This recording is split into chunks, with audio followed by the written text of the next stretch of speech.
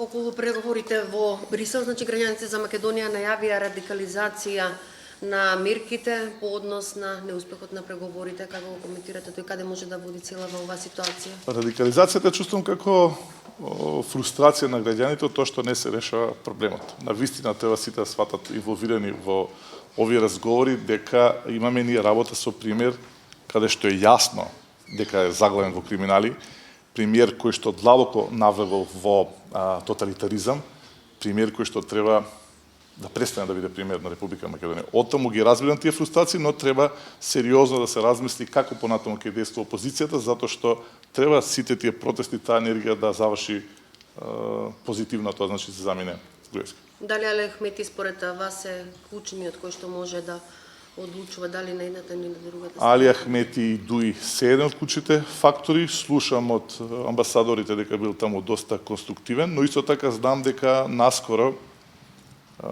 едно од главните поенти на бомбите ќе бидат случувањето во Дуи. Да почекаме тоа какви реакции ќе предизвика, па потоа да анализираме кој како понатаму ќе се представи на политичка сцена.